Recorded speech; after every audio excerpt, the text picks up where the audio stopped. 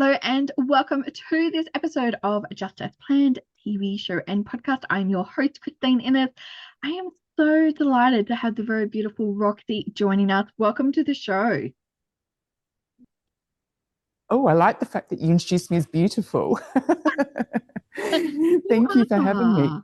You are. I think everyone is beautiful. And I think, and what I love about doing this, I get to meet like really passionate wedding vendors and that are just here to make other people's days beautiful as well. So I'm super excited to chat to you today. And I'm going to hand it over to you to introduce yourself to our audience. And then we're just going to dive into some really magic conversations today. Sounds fabulous. So my name's Roxy Hotten. I've been a celebrant since 2011.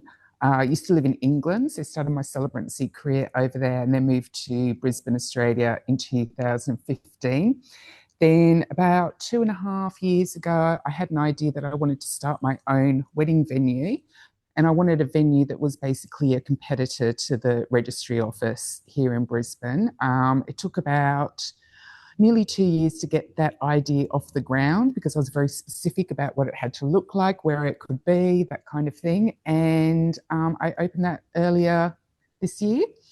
And I'm now sitting in my beautiful wedding venue, Alter Albion, and I'm in the process of my first year of business with that. And it's going according to plan, which is very good. It's always good to have a plan Absolutely. and then things actually go according to plan. So much so. Absolutely. That's why I've called it just as planned, because everything goes just as planned. Like, your wedding day is one of the biggest days, and you want to look back and we all know what it's like leading up to a wedding. And having incredible vendors that are passionate about it, like yourself, I think is the most important thing when couples are looking at getting married, to match the venues, to match the celebrant, to match all of the vendors that can actually bring your vision to life. And I think that having that synergy between the two of them, the couple and their vendors, is the difference between a day that feels very stressful or performative and a day that just is something to enjoy and value. And that might be like a really, really simple wedding, but if you've got a great photographer and a great celebrant and a great caterer and the food's the kind of food you like, then that's going to feel so much more enjoyable than doing something that just feels very unlike you. Yeah. And yeah, I'm really fortunate. I feel like under my Roxy Celebrant brand, I get the best couples.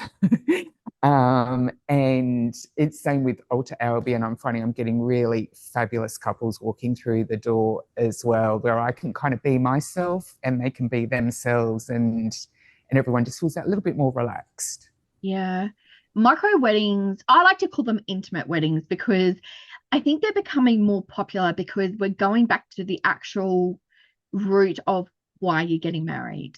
It's about the two people standing in front and, saying their vows together.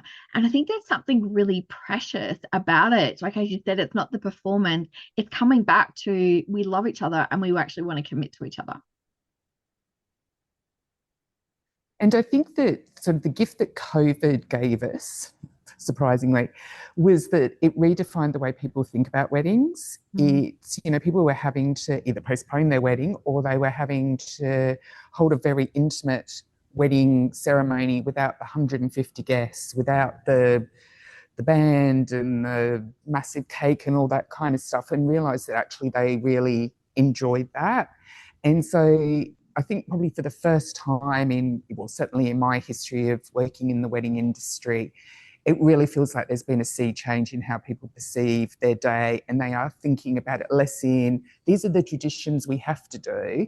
They're thinking of it actually, what would we like to do? What genuinely feels us? And so many more people are moving into that more intimate wedding space. Yeah, I'm finding there's also a lot of couples who are foodies because then they get to have the like, here's the ceremony, but then they get to go to their favorite restaurant. They get to, share the love then with everybody else, and what brings them joy as well, which I just think is just, I mean, I'm a big foodie. I love going to different cafes and stuff like that. So I love this, ability to, you know, just create the day that they can look back on and just go, oh my goodness, that's just us.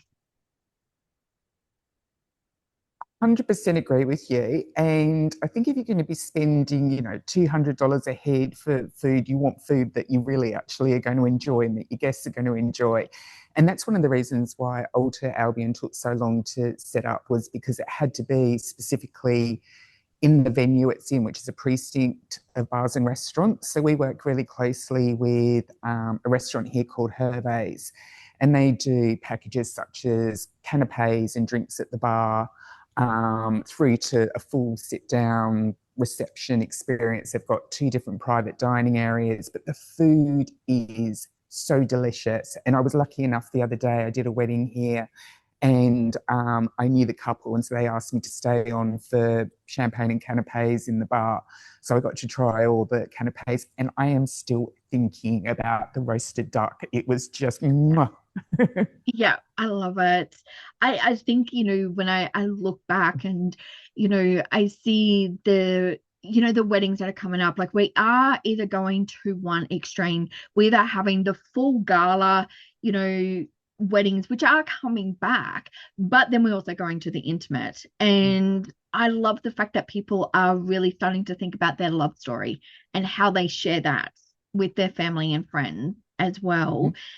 When you obviously had this big vision, what was the love story that you wanted to bring to couples?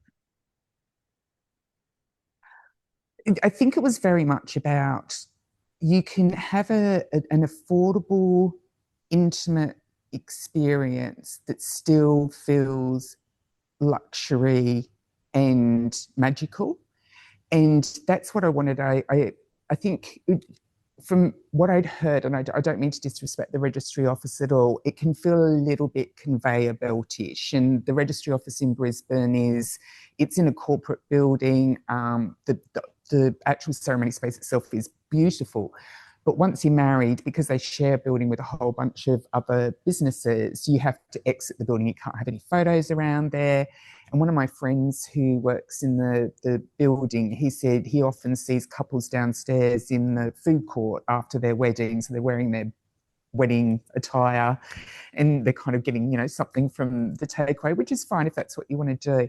But my love story with the vision of Alter Albion was that I wanted something that had all the ease of doing that, but elevated. Yeah. That simple doesn't mean it can't still be special. And that special might look to one couple, it's just the 2 of them, where we provide 2 completely random witnesses that they've never met before, that they're doing a true elopement. It might be that they want 50 of their favourite people here with something to eat at Hervé's afterwards. But the one thing that makes me, I get a bit teary whenever this happens, and it's happened quite a few times, and I'm not an overly emotional person, but when a couple comes here to have a look at the venue and they say, wow, and that everyone should have a wow moment on their wedding Yeah. day, no matter how they're doing it. This is going to be a memory that they're going to reflect on, whether, no matter how simply they're going to do it, it is going to be a memory for them. And so if I can make that memory include a wow, then that feels, oh, this might sound a little bit arrogant, but it feels like I've given them a gift that I feel Yes. all couples deserve, no matter what your budget is. Yeah, 100%. Because it's a moment that you're going to look back on, and you remember. And if it is just that one moment, because getting married, there's a lot of pressure too, and I think that's one thing that I love what you've created in this intimate space as well. So it can be filled with all those beautiful people that you love as well. And it's not trying to, Mm-hmm. think about, second cousin and, that old neighbor, Yeah, coming to the yeah. wedding. It is just filled with the people that you love and adore and want to share that moment with as well. So I love what you've done. I Mm. absolutely love it. And Christine, I've married a lot of couples who find on their wedding day, because I MC as well as a celebrant. And when I first meet them, they'll kind of go, yeah, we're a bit socially awkward and we don't like being the center of attention. And then they'll have a wedding that's got 120 people here at there. And you see them during the day and the evening just become more and more exhausted because that social anxiety is just attacking them left, right, and centre. Yeah. But because it's their wedding day, they have to talk to everyone. And it's like, why are you putting yourself through this, whether it's parental pressure or societal Mm. pressure to do it in that particular way? There are other options. And it means, talking to 40 guests is obviously much less exhausting than talking to 120 guests.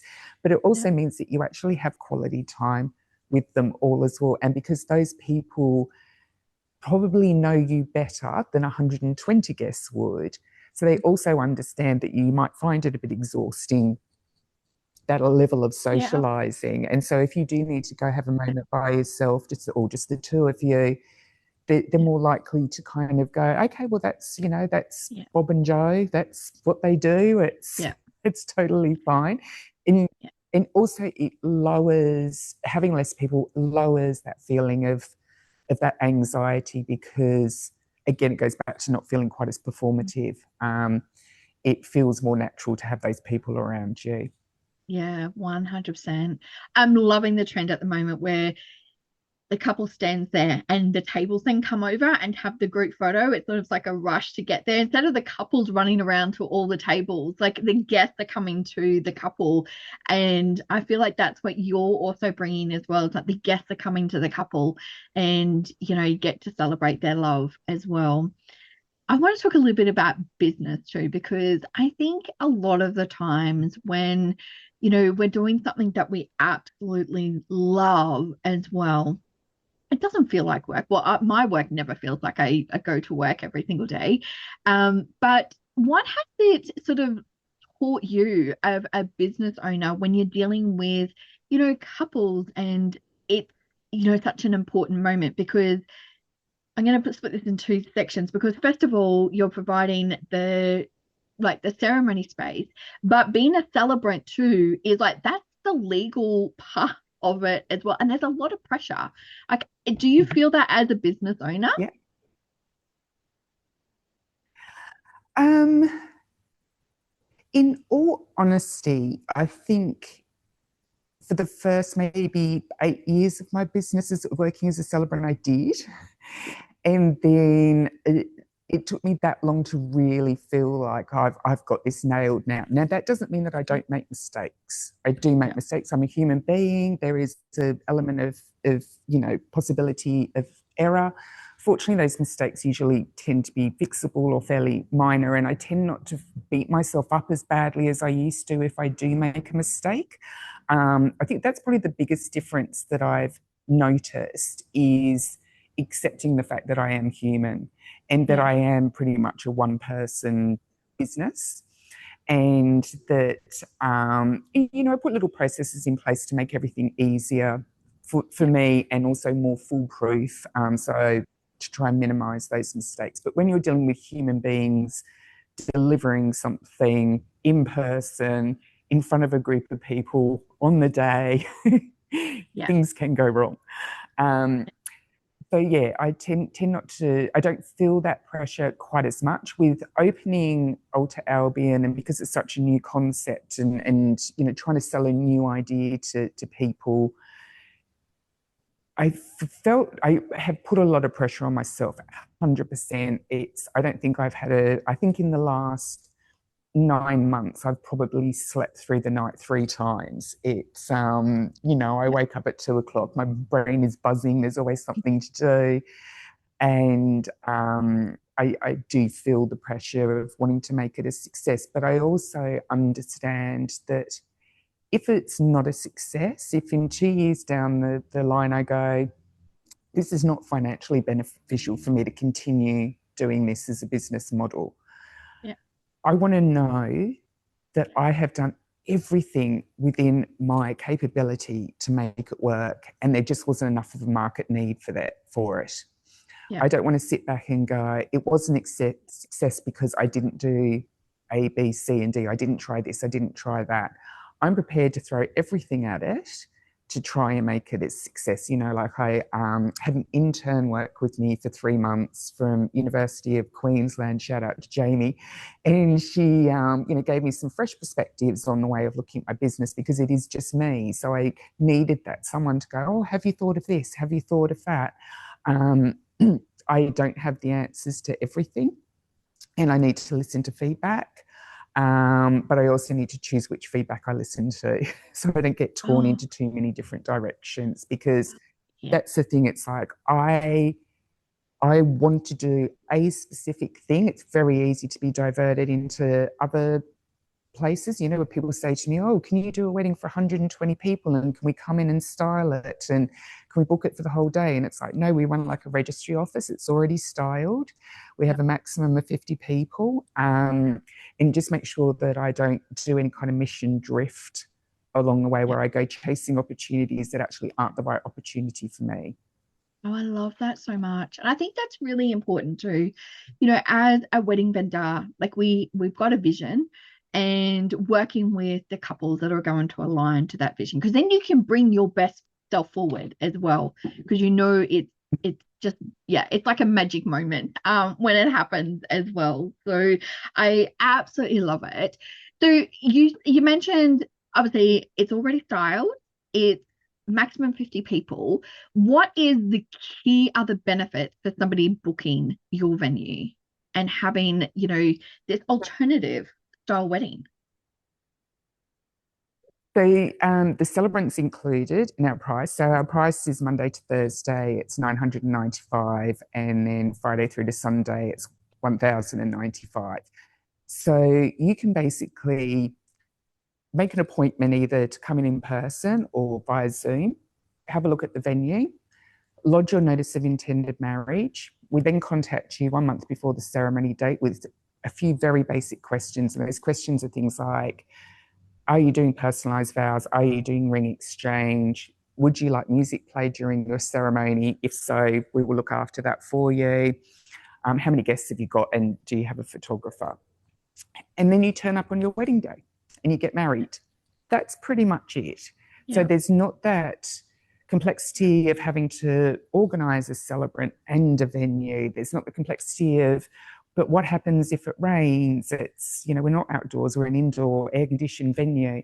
You don't have the complexity of making a million decisions about things that you probably don't really care that yeah, much about, such as colour of napkins. yeah, We've really reduced the amount of decision making, so it feels a very, very stress-free um, environment for people. And there's nowhere else in Brisbane that I'm aware of that is a celebrant-run venue that does provide the celebrant, does provide the venue itself, that is offering it for this value for money. And we're not doing, oh, and you can have this package that includes A, B, C, and D.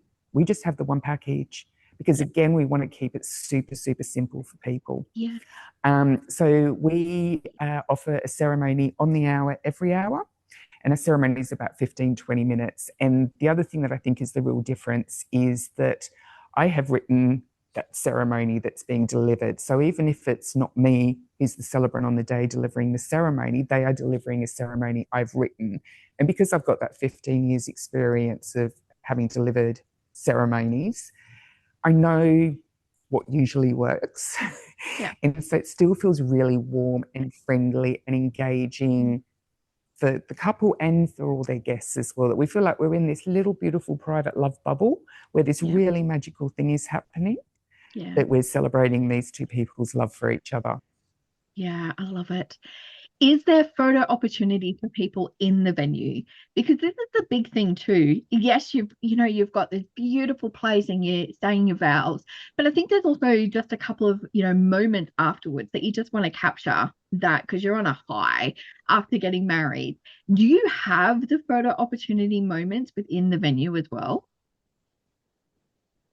It's such another unique point of Alter Albion. So we're located in a precinct called Craft Grounds, and it's an old converted mill. And after the ceremony with Alter Albion, the couple and their photographer and guests are allowed to wander around for as long as they want to get photos. So we've got a beautiful laneway out the back with a mural, lots of greenery. The whole venue is very much timber, warmth, nature. Um, then we have the different bar areas that people can go to have photos. We've got our neighbours downstairs, Drift, have this green velvet chaise lounge, which has become the place to have the photo of a Yeah, couple. um, and then we also have like a park just down the road. So there's yeah, loads of spaces, and we yeah, encourage people to stay for as long as they want to get their photos. And we also work with photographers in particular who are very familiar with the location. So if couples want photographer recommendations, we just send that to them and then they yeah, organise that with the photographer, whether they want an hour-long package. So all those photographers are happy to do an hour-long package, which again is quite hard to find yeah, usually within the wedding industry, a photographer that's happy yeah, to do that. Um, so they all offer hour, and then you can choose 2, 3 hours, whatever you want, yeah. and they know all the secret spots to get those beautiful shots. Yeah, absolutely. Well, I'm a really big fan of what you're doing because I think, in a world where we're so super busy as well, planning your special day, we want to make it as stress-free as it possibly can be for people. So what you're bringing to the world is incredible. And Roxy, thank you so much. Like we're going to pop all the Thank details of how you. people can reach out to you either as a celebrant or your very beautiful venue as well. Before you go, I've got just four questions that we just ask all of our guests, and just a little bit of fun just to sort of get to know Okay. you. So the first one is, do you have a favorite motivational quote? Oh, I don't know if it's a motivational quote as such, but this too shall pass. Yeah, I know that that might not sound like it's a motivational quote, but whenever I feel like I'm in the depths of something that feels really difficult to ever see a way out of, I know that it will. I yeah, know that it will. I'll yeah, find a way, and it will. What feels like the worst disaster in the world in the moment will not feel like the yeah, worst disaster in the world a week, yeah. a year, whenever down the track. And I can always look back and kind of go, God, do you remember when that happened? What a nightmare. But I got I through know. it. I know. And why did I lose sleep over that? So I understand that so much. So with it. Do you have like a book, or like for me, sometimes it's a book or a movie or sometimes a piece of music that you put on that you would recommend for somebody? Oh, I always play a song before I do a wedding. And I don't know why, but it just always seems to get me in the right frame of mind. Yeah. And it's called oh gosh, now you're gonna into me. Now I'm going to try and sing it to you, which is Yeah. such a terrible idea. But Oh, mate, what's her name? Oh, this is terrible that I can't remember the name of the that's song. okay. So yes, I do. That's Even though right. I wish I Send it could to remember what me. it's called. I'm Yeah. so terrible at song Send names. it to I us. will do. No, it's always the way. As soon as somebody puts you on the spot, like, well, for me, I just like, oh, menopause brain, just like everything goes away. So, Yes, yes. so I totally understand. What about an inspirational person that we should be following in the wedding industry? Oh, that's a good one. Well, I think that so I'm the Queensland local leader for an organisation called the Celebrant Society, which is a nationwide association for celebrants, and it's owned by a couple called Gary and Georgie. And being one of the three local leaders in Australia for that organisation, I see very closely how hard they work on the Celebrant Society. And what Gary in particular, who's my main contact there, he inspires me with his hard work, with his ability to always remain positive. Mhm. And he treats the Celebrant Society like it's a business. And I mean that in a very good way, because like we did our values the other day as a leadership team, and just actually really making sure that we have all those fundamental basics Yeah. that underpin a really well-run organization is so important when we've got over 550 members in the Celebrant Society. There's 550 people that are looking to us for guidance and looking to us for events and looking to us for various things. We need to make sure that we're always sticking to our values whenever we're responding to any of those members. And yet we'd never done that before. So I find Gary super, super inspiring. And he's Yeah. just the most loveliest man. And can I just tell you a little story that really shows how lovely he is? Please. We do an expert webinar every month, which is a Zoom webinar. And they'll be on various subjects. And we did one about peri and menopause, because a lot of celebrants are like, how do I deliver a wedding ceremony when I'm in the midst of a hot flush or I've forgotten someone's name? And I said to Gary, because he usually hosts the webinar, and I said, oh, would you mind if I host that webinar just as a woman who's been through it myself? It just might be a bit more appropriate. And he said, no, no, great idea, Rox, great idea. And he said, but I want to attend. And I went, okay. And I thought, oh, he probably wants to attend just to make sure that I do a good job hosting. And he said, I want to attend because Georgie, his wife, she'll go through it one day and I want to be able to be there for her and understand it a little bit better. What a magic man. What a magic Bless. man. So, yes, I Bless. find him incredibly inspiring. Oh, I love it. So then who should we have on the podcast next? You should have Gary from the I was Celebrant gonna Society. say, how perfect. Oh my 100%. goodness. I'll have to get some details and make a connection. So yeah, I love it. Yes. Well, thank you so much for sharing your gifts here on the show, sharing everything that you do. And I am just very excited about this incredible concept with your venue. We're going to pop all the details below how people can reach out to you as well. So, but thank you, Roxy, for sharing your gifts with us today. Thank you so much for allowing me to talk about my little baby, Alter Albion, and for inviting me onto the show. I really appreciate it. Oh, my absolute pleasure. And for all your beautiful couples that are watching today, remember to make your day go just as planned. Happy planning, everybody.